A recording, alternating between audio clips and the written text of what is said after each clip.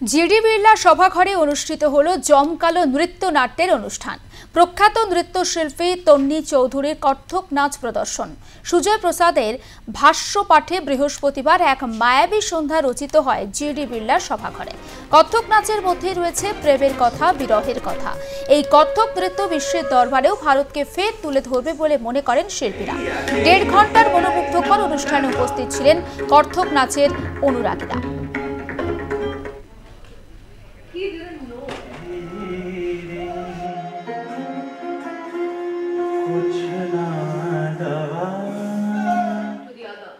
From one town to another.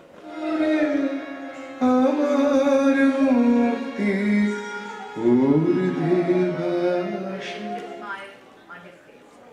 Guruji, why do they say the river changes? Kathak নাচের তো একটা কত্থক নাচের মধ্যে খুব পাওয়ারফুল একটা স্টোরি টেলিং মিডিয়াম আছে। সমস্ত নাচের মধ্যেই থাকে, কত্থকে আরো বিশেষ করে ওই বোলগুলো, হ্যাঁ, একটা রাইম স্কিম থাকে। তো সেটা